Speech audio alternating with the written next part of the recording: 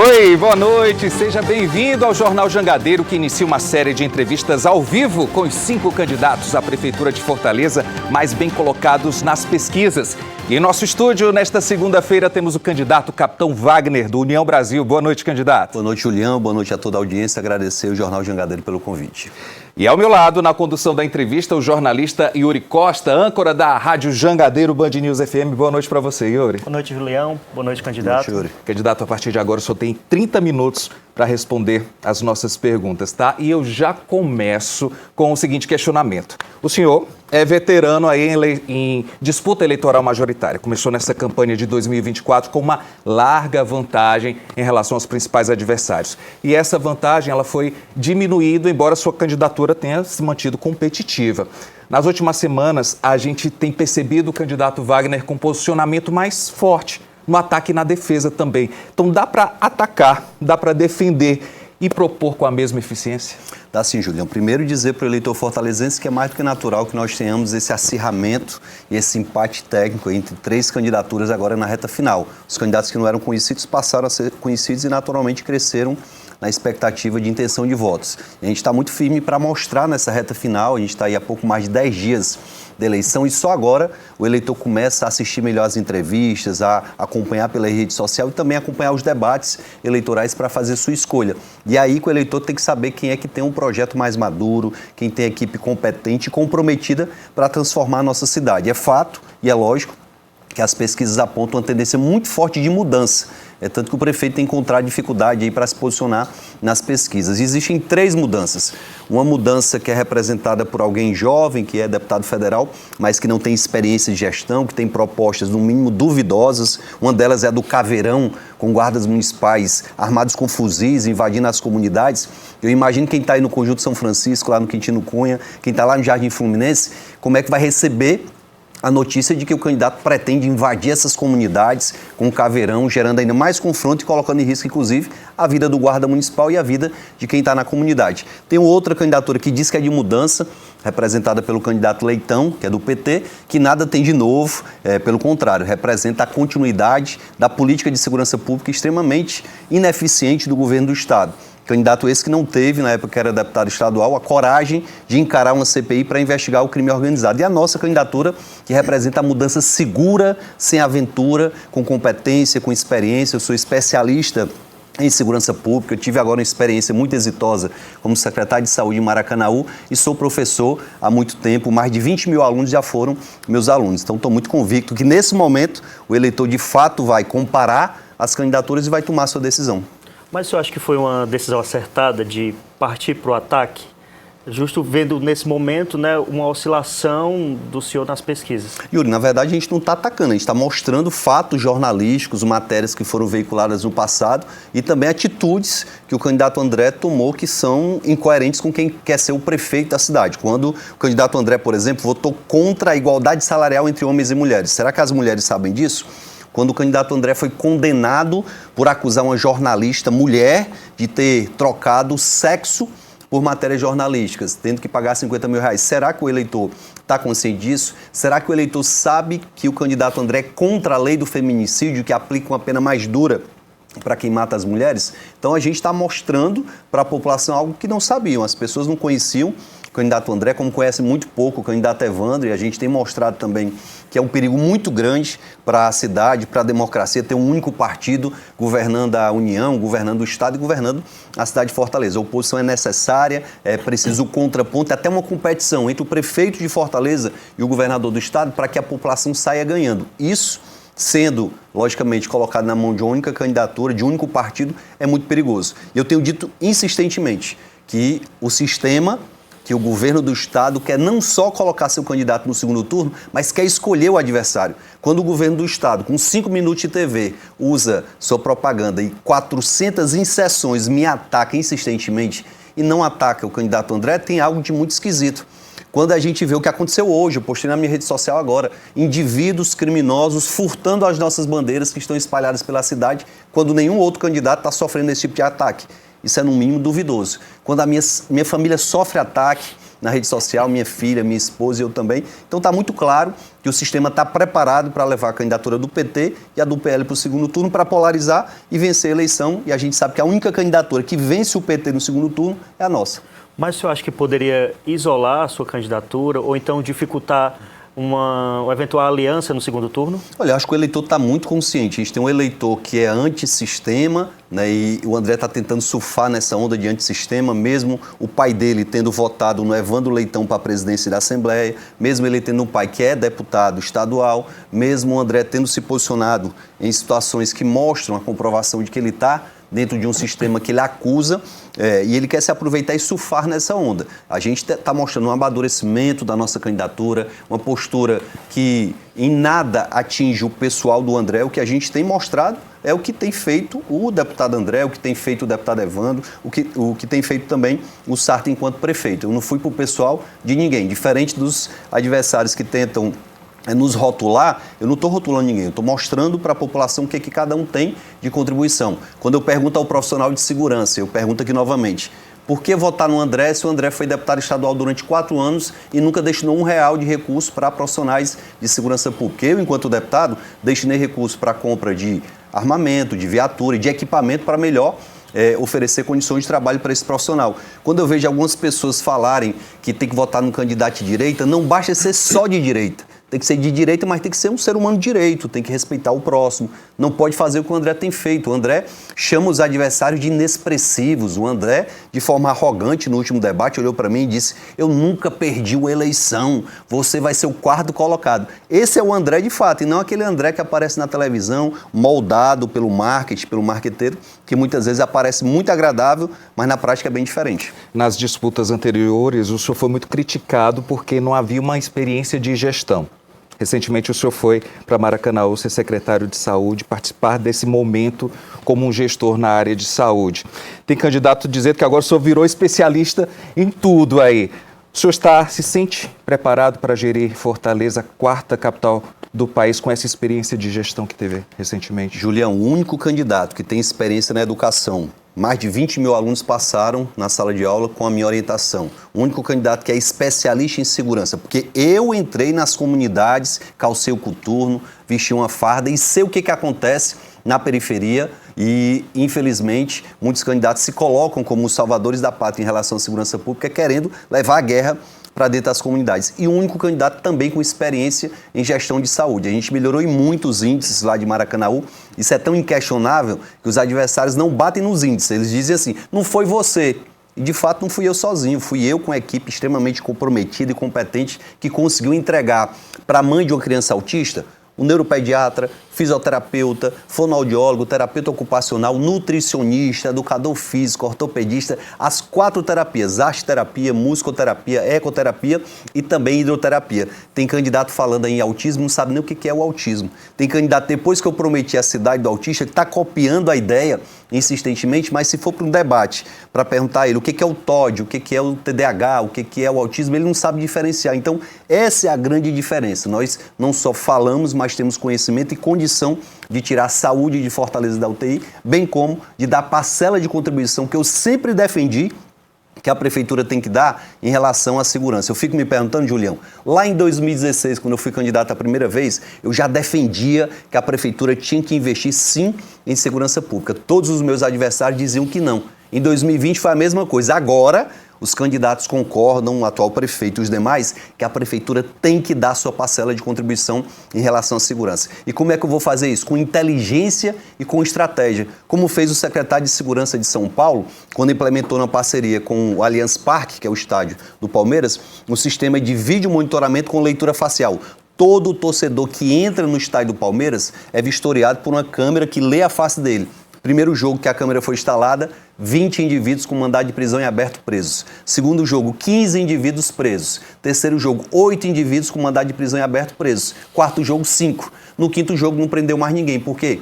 Quem tem mandado de prisão em aberto em São Paulo não vai para o estádio do Palmeiras. E essa tecnologia está presente aqui em Fortaleza. Para entrar no meu prédio, para entrar no prédio da minha irmã, para entrar em qualquer prédio comercial aqui de Fortaleza, é necessário fazer a leitura facial. Vamos ter a leitura facial nos postos de saúde, nas escolas, nas areninhas, câmeras à distância conseguem fazer essa leitura facial e com uma guarda municipal treinada e equipada, a gente vai garantir a segurança de quem ocupa esses espaços públicos. O senhor falou nessa questão das câmeras que estão em locais privados, consultórios, clínicas, escritórios.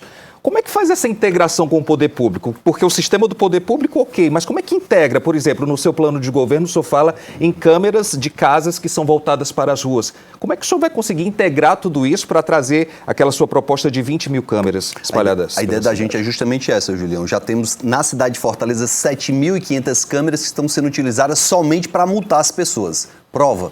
Eu estou há uma semana sendo vítima do crime, as pessoas estão furtando as minhas bandeiras na rua, e as câmeras estão filmando e nada tem acontecido. Não sei se é porque o sistema também não quer, de alguma forma, mostrar o que está acontecendo. Essas câmeras vão ser interligadas às câmeras do shopping. Se o shopping center quiser integrar a sua câmera com a Secretaria de Segurança do município, para que não aconteça nenhum delito dentro do shopping, a gente vai aceitar. Se um morador de uma determinada rua tem uma câmera voltada para a rua e quer fornecer essa imagem também para o município, a gente consegue integrar. Hoje já existe tecnologia para isso em São José dos Campos, em Diadema, em São Bernardo do Campo, em várias cidades brasileiras, isso já acontece. E eu fui o primeiro a defender isso e continuo defendendo essa integração que vai gerar 20 mil câmeras, trazendo segurança para a população fortalezense e com isso a gente vai poder, inclusive, determinar, através de um diagnóstico melhor elaborado, como a gente vai agir em termos de segurança em parceria com o governo do Estado. Porque tem candidato que defende que não pode sentar com o governo do Estado, porque é de um partido que pensa diferente deles. Quando eu fui secretário de Saúde, eu sentei com a secretária de Saúde do Estado. Eu fui lá no Ministério da Saúde e por isso é que minha gestão foi tão exitosa. Quem está vendendo que não vai sentar com o governo do Estado ou com o governo federal, não vai fazer uma boa gestão. Mas aí para fazer essa mudança precisaria então pensar num remanejamento de equipe, orçamento da prefeitura. Como é que você está vendo isso do orçamento? Olha, a gente está trabalhando uma série de medidas para ter novas receitas e para gerar também diminuição de custos. A gente tem já no nosso plano de governo um programa para instalar em todos os equipamentos públicos municipais, lá no Ginásio Paulo Sarazate, no Aécio Borba, no Hospital da Mulher, em todos os prédios públicos municipais, painéis de energia solar que vão reduzir a conta de energia da prefeitura de 200 milhões, que é o que se paga hoje, por ano, para 100 milhões de reais. Com essa economia de 100 milhões, a gente vai implementar uma série de medidas. Tem uma outra forma de novas receitas, que são os name rights, que é você nominar um equipamento público com uma marca, como existe lá no estádio do Bahia, na Arena Fonte Nova, como existe lá no Allianz Parque, eu acabei de citar, o Palmeiras, e o próprio governo do estado já copiou essa ideia e está querendo nominar o Castelão. Cada empresa que adotar, colocar seu nome, no Paulo Sarazate, no Presidente Vargas, no Aécio Borba, até no aterro da Praia de Iracema, vai poder vender a sua marca, fazer sua propaganda e compensação, vai destinar um recurso para a prefeitura que vai ser utilizado também para essas inovações que a gente está propondo aqui durante o debate. Bacana. O senhor... Pois não, Yuri. Então o senhor aumentaria a arrecadação sem necessariamente aumentar sem criar uma nova taxa, sem aumentar o imposto, que é o que tem acontecido, Yuri, tanto a nível de Estado como a nível de Prefeitura. Quando o candidato é humano, ainda na eleição de 2022, prometeu, jurou de pé junto que não aumentaria o ICMS, eu disse, ele vai aumentar, deixa passar a eleição e ele ganhar para ver como ele aumenta. Na primeira semana de governo, mandou uma matéria para a Assembleia Legislativa para aumentar o ICMS. Criaram lá na Assembleia, com o apoio do presidente da Assembleia, o candidato Leitão, taxa do lixo, taxa do sol, taxa do Poço Profundo, taxa da banana, tudo que é de taxa que vocês possam imaginar, criaram na Assembleia, presidida pelo candidato Leitão. Aí o candidato Leitão vem dizer que vai acabar a taxa do lixo depois que eu me comprometi em acabar a taxa do lixo. Existem formas de você aumentar a receita sem necessariamente tirar do bolso do contribuinte, que é infelizmente o que tem feito o atual prefeito e o que faz também o governo do estado. Se você quer uma mudança segura, sem aventura, eu estou aqui para acabar com a taxa do lixo já em janeiro. E como é que a gente vai ver uma Fortaleza diferente nessa questão da limpeza urbana, nessa questão do lixo que é espalhado em várias calçadas, em vários terrenos, e a gente vê um trabalho da prefeitura retirando aquele lixo, mas a gente vê também o lixo brotando 1 minuto depois que aquele caminhão sai. Como é que o senhor vai fazer isso, tirando a taxa do lixo e deixando a cidade diferente? Julião, na verdade a gente precisa de uma série de medidas. A prefeitura gasta por ano, na verdade ela investe por ano quase 100 milhões de reais com publicidade. Eu acho que se esse investimento for feito para gerar campanhas educativas, para conscientizar as pessoas a destinação correta do resíduo sólido, mostrar onde é que tem um ponto de entrega desse resíduo. Se a gente fizer uma discussão da lei do lixo, que é uma lei que é anterior à taxa do lixo. Hoje a lei do lixo obriga o dono do restaurante, o dono da lanchonete, o dono do hotel a pagar a uma empresa para ele recolher o lixo, o resíduo que é gerado naquele empreendimento. Eu vou mudar essa lei para permitir que o dono do restaurante, o dono do hotel, em vez de pagar uma empresa para fazer aquele recolhimento, ele possa doar esses resíduos para uma associação que faça a destinação correta desses resíduos e possa tratar e transformar esse resíduo em recurso. Tem muitas associações aqui em Fortaleza que fazem isso e estão desesperadas porque não conseguem mais fazer esse tratamento. Eu vou dar um exemplo. Até bem pouco tempo atrás, aquele dono da oficina que trocava o óleo do seu veículo, ele juntava aquele óleo e comercializava o óleo. Hoje o que a prefeitura determinou? Que ele não pode comercializar, ainda tem que pagar uma empresa para recolher aquele óleo. Eu vou permitir que o dono da oficina que faz o recolhimento do óleo possa doar esse óleo para alguém que transforme o óleo em sabão, em qualquer outro insumo. Então, é importante que nós tenhamos uma discussão que seja séria a respeito desse assunto, que soluções existem para limpar a cidade, para transformar o que se chamava antigamente catador em agente socioambiental. Se a gente capacitar essas pessoas, oferecer um fardamento, oferecer uma remuneração digna e produtividade pelo recolhimento do resíduo que está na rua, sem dúvida nenhuma, em pouco tempo a gente vai mudar essa realidade. Também com o trabalho de educação nas escolas. As nossas crianças, desde muito cedo, têm que aprender como é que se faz a destinação correta dos resíduos sólidos. Trazer um tema aqui, pois não. Julião e candidato, que é sobre mobilidade urbana, né? Mais especialmente a questão do transporte público, né? Hoje é um tema importante para quem acompanha a gente, para a audiência. Hoje já tem um passe livre para o estudante, ali de um período de aulas, né? Mas o senhor tem alguma proposta para o setor do transporte público?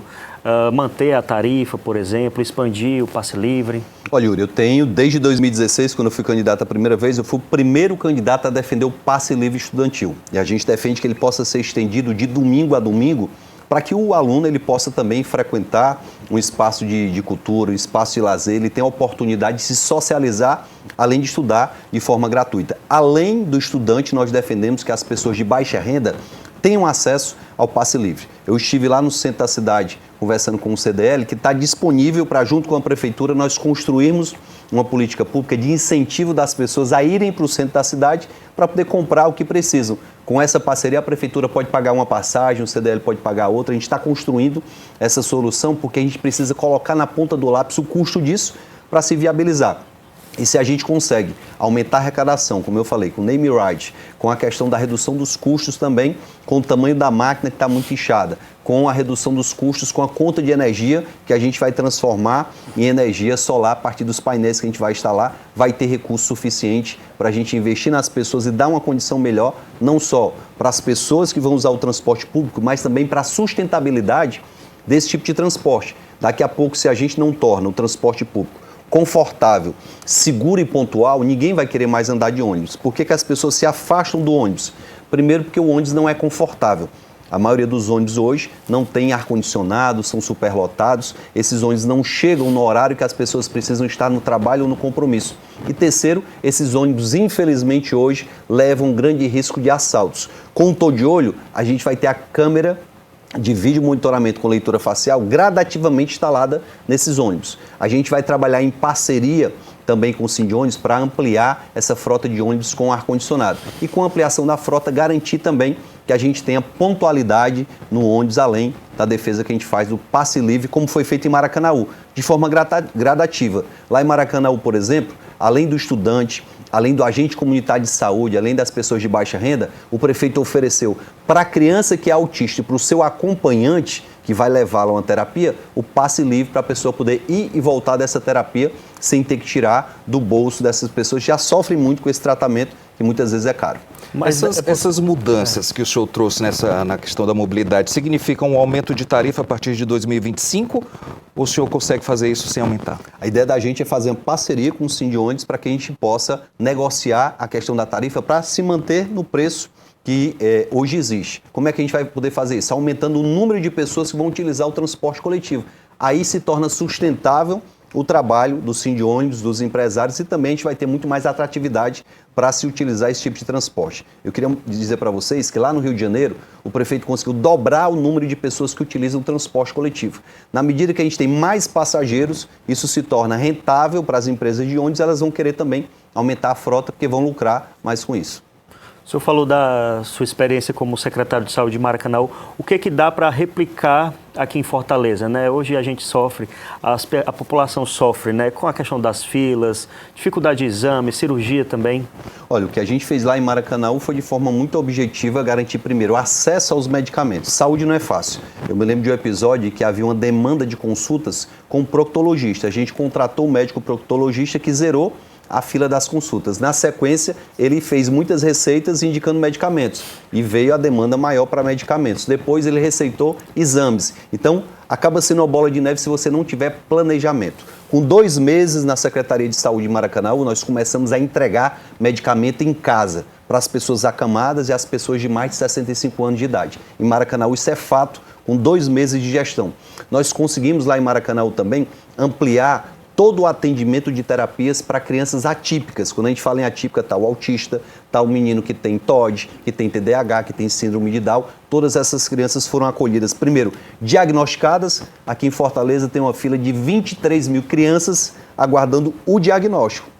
E o diagnóstico é só a ponta do iceberg. Porque depois que a criança é diagnosticada, ela precisa de várias terapias. Se você não estiver preparado para atender a família em relação a essas terapias, o problema e o gargalo só vai passar de um lado para o outro. A gente vai fazer isso aqui em Fortaleza com apoio do governo federal, porque eu tive, quando fui secretário de saúde de Maracanaú, e instalei a telemedicina em 28 postos de Maracanaú, todos têm telemedicina. Fortaleza tem 130 e apenas um posto tem telemedicina, porque faltou boa vontade da gestão de aderir ao Telenordeste, que é um programa que garante a telemedicina com médicos do Sírio-Libanês, sem custo nenhum para a prefeitura. Basta que a prefeitura venha aderir e aceite que os profissionais venham treinar a sua equipe para colocar isso em prática. A telemedicina, Yuri, ela reduz as filas, principalmente de consultas com especialistas. Como é que funciona? O paciente vai no posto de saúde, se o clínico geral achar que há necessidade de um neurologista, de um cardiologista, de um psiquiatra ou qualquer outro profissional que possa atender por distância através da telemedicina,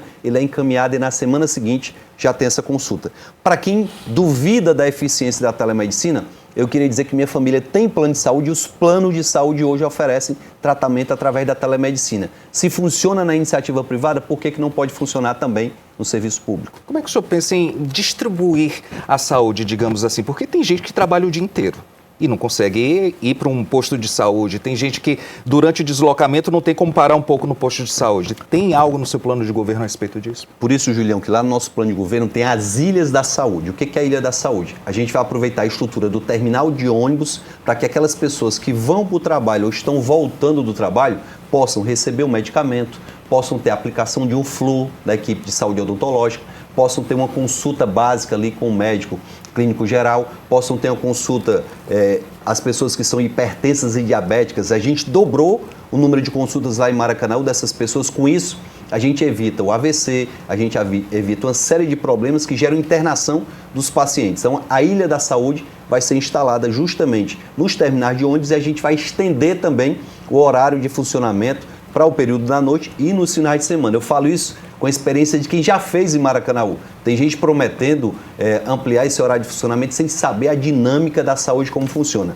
Principalmente, Julião, na época das arboviroses, que vem o período de chuva, aí vem dengue, zika, chikungunya, problemas respiratórios. Há uma grande lotação e superlotação das emergências nesse período. Se eu tiver postos de saúde que ofereçam esse atendimento primário para aquelas pessoas que têm um problema que é de menor gravidade, a gente evita de ter a UPA, evita de ter o Frotinha, o Gonzaguinha lotado em virtude da falta de assistência na atenção primária. Voltar aqui para a questão da corrida eleitoral, o senhor tem apoiadores conhecidos, mas não possui padrinhos, né, como outros dois dos adversários, né? Tem de um lado o presidente Lula apoiando o Evandro Leitão do PT, do outro lado o ex-presidente Jair Bolsonaro, que é aliado de André Fernandes. Coincidentemente, esses dois estão crescendo nas pesquisas, né? Está fazendo falta um padrinho para o senhor? Eu acho que o motivo do crescimento do André é o inverso. Ele está escondendo o Bolsonaro e está muito claro. O Bolsonaro não aparece na TV. Eu fui criticado, inclusive, por muitos apoiadores do André em virtude dessa questão. Mas agora o André pode fazer que está tudo de boa. Na verdade, o que a gente precisa é ter o povo como principal aliado. É quando você convence as pessoas que o projeto está maduro, que o projeto tem um planejamento. Quando a gente compara os planos de governo, fica muito claro, Yuri. Você pega, tem candidatos aí como o Jorge Lima, que apresentou um plano de governo com 6 páginas. O nosso plano de governo foi elaborado depois de 1 ano de muitas conversas, de muito diálogo com Carlos Matos, com Nicole Barbosa, com Alain Aguiar, com Marcos Holanda, com um time de pessoas extremamente capacitadas. A gente construiu esse plano de governo. O André apresentou um plano de governo com 3 páginas e meia. Não é só a falta de idade, não, é a falta de experiência. Você apresentar para o TRE um plano de governo com 3 páginas e meia, sem qualquer proposta, é uma demonstração muito forte de que ele não está ainda preparado. Capitão, o André é um deputado jovem que está lá trabalhando, mas não tem ainda a condição e a maturidade para ser prefeito da 4ª capital do país, com 2,5 milhões de habitantes, com um orçamento de 14 bilhões de reais. Precisa ter experiência de gestão, porque isso aqui não é um jogo de videogame, é a vida do fortalezense que está colocada em jogo e em questão. Infelizmente, o Leitão, quando vai para um debate, não consegue fazer uma pergunta porque gagueja, não consegue dar uma resposta porque se atrapalha. Quando vai perguntar de um assunto, acaba falando de outro. Não há preparo dessas candidaturas. Eu estou muito convicto que, nesses últimos 10 dias de campanha, as pessoas vão perceber quando assistirem aos debates, quando assistirem às entrevistas. Basta ver uma entrevista de qualquer deles que a gente vai ver que tem uma coisa muito armada. O Leitão chega para a entrevista com o mano Lula, não sei o quê. É tudo armadinho, porque não tem proposta, não conhece a cidade. Eu conheço cada um dos 121 bairros da cidade, porque frequentei, porque andei como professor, enquanto profissional de segurança, eu andei pela cidade toda. E não foi de agora. Eu nasci e fui criado na periferia de Fortaleza, isso precisa ficar muito claro também. Eu vim da periferia, conheço a periferia e sei o que ela precisa. Em um eventual segundo turno, com a sua presença, qual seria o adversário ideal? Olha, Julião, confesso que eu estou preparado para enfrentar qualquer que seja o adversário. Eu respeito muito os adversários, eu não ajo com um salto alto nem com arrogância. Eu sei que a nossa campanha é que está melhor planejada, que tem um candidato mais maduro, mais preparado. Esse amadurecimento veio com as disputas anteriores, com a minha experiência enquanto gestor de saúde, a minha experiência como especialista em segurança, não só de ter frequentado a faculdade, mas de ter ido para as ruas, de ter frequentado também as comunidades que hoje são, infelizmente, dominadas pelo crime organizado. Quando hoje, Julião, a gente vê uma mãe como a Jaqueline dizer que não pode deixar seu filho na creche e fica a 3 quarteirões da casa dela, porque a creche está num território que é dominado por uma facção e ela mora num território que é dominado por outra facção, a gente vê a que ponto chegou o problema da violência na nossa cidade. E repito, não é com caveirão, com guarda municipal armado com fuzil que se resolve esse problema. É com estratégia, com inteligência e com comprometimento para se resolver de fato em parceria com o governo do estado e com o governo federal. Quando a gente vê o que está sendo proposto de ideias, não só na segurança, na saúde e na educação, que 90% é copiado do nosso plano de governo, a gente tem a convicção de que a gente está no caminho certo e o fortalezense vai perceber isso nesses próximos 10 dias. Candidato, nós temos pouco mais de 2 minutos, 2 minutos e meio. Gostaria de abrir o espaço aqui para suas considerações finais. Primeiro, agradecer o Jornal Jangadeiro pelo convite, pelo espaço. Eu acho que todos devem, de forma muito clara, aproveitar essa oportunidade para conversar com você, fortalezense, que nos assiste nesse momento.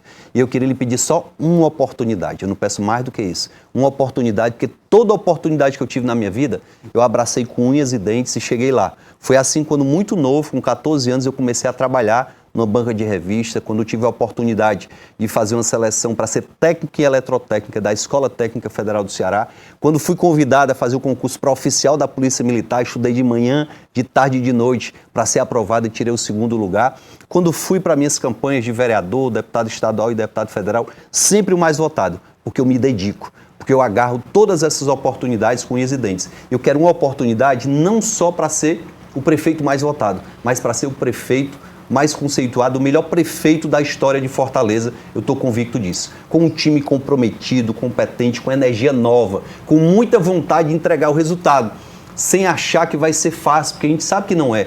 A gente tem uma cidade com um problema social gigante, uma cidade extremamente violenta, que precisa ter um prefeito que tenha coragem e o pulso firme para investir em segurança pública. Nós precisamos de um prefeito que tenha capacidade de resgatar a saúde da nossa cidade, que está na UTI. A minha experiência como gestor de saúde me permite afirmar para vocês que esse vai ser um compromisso desde o meu primeiro dia de trabalho. Você que é servidor do JF, você que é servidor dos Frotinhas, dos Gonzaguinhas, você que está lá no Conjunto do Ceará vendo o desmonte do Hospital Nossa Senhora da Conceição. Eu garanto para vocês que a gente vai mudar essa realidade. Você que é servidor público, esperou durante 4 anos pelo seu PCCS. Garanto para vocês que já em 2025 a gente vai colocar em prática o PCCS da saúde, da educação, da segurança, de todos os servidores que foram enganados. Você, meu amigo fortalezense, que está desiludido, que está desencantado com a política, me dê essa oportunidade para que eu possa mostrar para você que é possível sim ter um prefeito que trabalhe os 4 anos, que não deixe para trabalhar somente na véspera da eleição. Chegou a hora da mudança segura, sem aventura, e é por conta disso que eu peço a vocês que no dia 6 de outubro votem 44. Quem votar 44 vai estar votando em mim, não vai estar votando no padrinho político e vai poder cobrar de mim uma gestão que tem um olhar diferenciado para a periferia. A Prefeitura vai estar muito presente nessa região da cidade. Então agradeço a todos pela oportunidade, agradeço a minha família que está suportando comigo as pancadas e, se Deus quiser, dia 6 de outubro, vamos comemorar uma grande vitória para a honra e glória de nosso Senhor Jesus Cristo. É isso, muito obrigado pela sua presença, Capitão Wagner. Obrigado você, Yuri, pela companhia aqui na entrevista. E o entrevistado de amanhã do Jornal Jangadeiro é o candidato à reeleição José Sarto, do PDT. Você não pode perder, tá bom? Agora o JJ dá uma pausa rápida e daqui a pouco eu volto com as notícias de hoje, ao lado de Nilson Fagata. Até já.